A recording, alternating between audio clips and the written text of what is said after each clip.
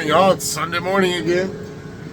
It's gonna be I don't know what my guy's gonna do, but he's probably gonna put this in another one of my videos that I haven't fully got done on my 650. But so we all know that this truck's been stuck in the shop since December 26th, maybe or more. I don't remember.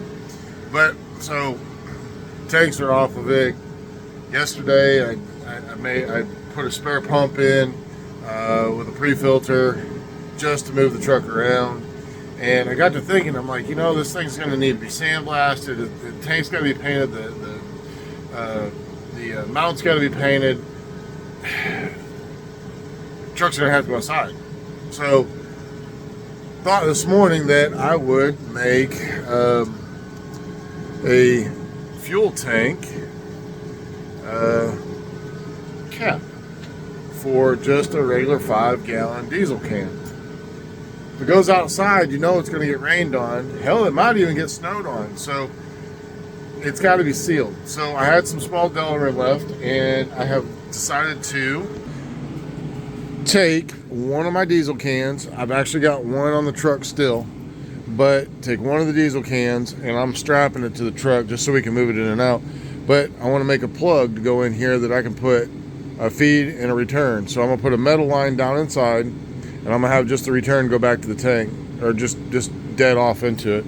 But I want to utilize the nut, set it in there kind of thing, you know, plug it in, blah, blah, blah, blah, blah. So that's what I'm making today. So had a small piece of Delaware, said right here, and twisting it out, about to change it around.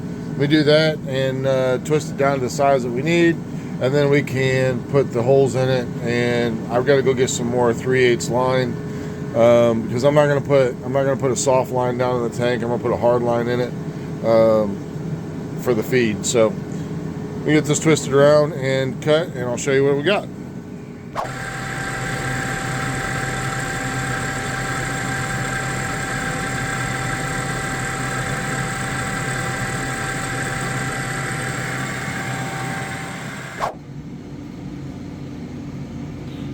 There she is.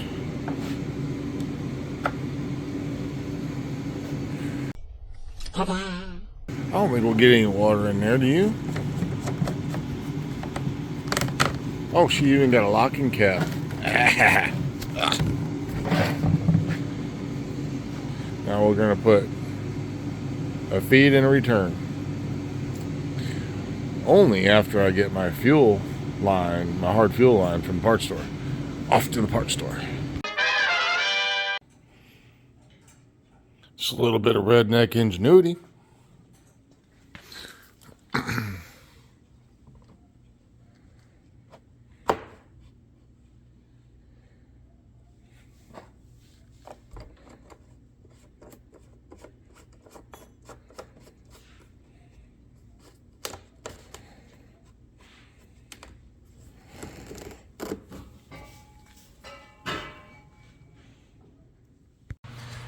So this is the makeshift BS that I've got hanging underneath this truck right now while we do our fuel tanks and stuff. And well, we're going to get that out. We're going to get it cleaned up and get it in that new tank, or that new toolbox. So let's get started.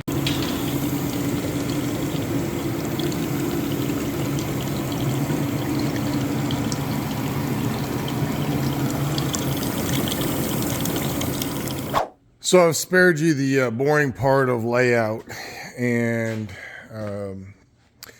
positioning and drilling and putting these barbs in, but pressure, return, pressure, return. And those are the two different tanks. So this is what we're looking at right now. Let me get the rest of it done and I'll show you that.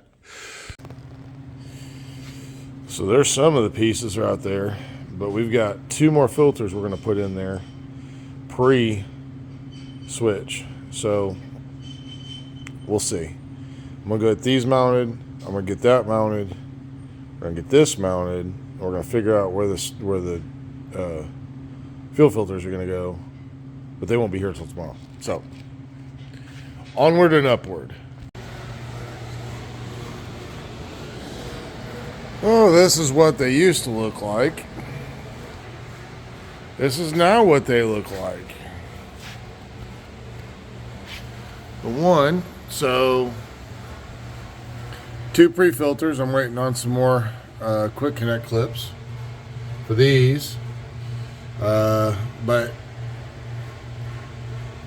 both pre-filters go into the diverter. The diverter that's the return suction through the pump, out of the pump, into the one filter, into the second filter, out. Now, I've got to put a regulator in here, which this was on my truck before, and all you do is adjust how much you want to go back to return to the tank. So what I do is I'll generally keep it between 80 and 100, depending on what I wanted. And I used to have it sitting right here.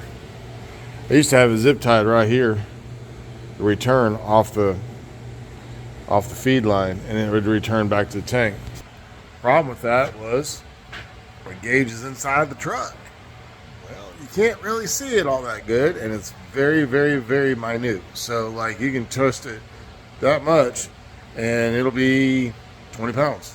So I figured I'd go that route because it would allow me to adjust the fuel pressure if for some reason I needed, I dropped fuel pressure somewhere, which we did. And yes, I messed with it. It didn't fix it because it was plugged in the pump.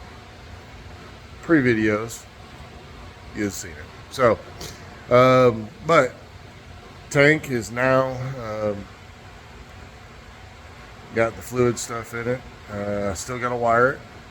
Nothing's attached permanently because, well, I've still got to paint the inside of the tank. I still got to do some other stuff to the outside of the tank. I still got to put the hinges together.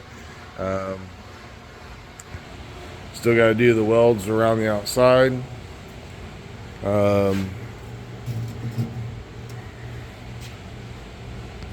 There, I got rid of the adult beverages since it's Sunday afternoon, and I couldn't tell you how many days I worked straight. So, but we're gonna weld around, stitch weld it, and then we're gonna seal it. And all this is gonna get cleaned inside. May even sandblast it, so that way we can put a liner in there, and then this will be a good place for tools, the cleaning supplies, yada yada yada yada. You know what? I don't know if our chairs will fit in there. Hang on a second. Stuff everywhere. Oh, look, it's the dog leashes. The dogs will hear it. And that's nasty. All right, let's try it.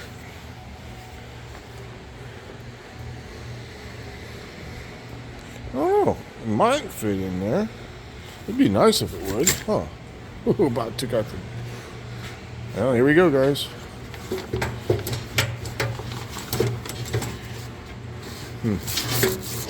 Well, they ain't gonna go in here. Oh, hey, look, they do. There you go. Put them in cattywampus. They'll go in there. These will probably end up going on the other side, since we're doing 2 of these tank toolboxes.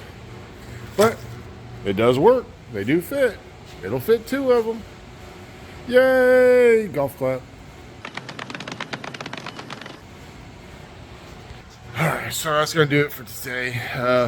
Really didn't do much other than my Hillbilly gas tank and my fuel tank toolboxes.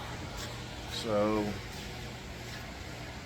I've also decided that as of right now, I am not notching the front end to drop it another 2 inches. I just don't have the time. And I know what that's going to do. It's going to open up a whole can of worms. But once the truck is back done again, I can notch it if I want to go down further. Plus, I don't want to take away from the ground clearance that I've got now. and you know, the usability of it. So, um, you know, it is what it is. I'm going to end up wanting it to go lower. I'm going to notch the rear. The rear is going to go low, but we're going to put stops in it. So that way, once it's done, and I did do the front, the truck will be laid. And it won't look jacked up, yeeted, whatever you want to call that shit. So, but yeah, so that's what that's about. Truck can move under its own power now. Yay! Golf clap.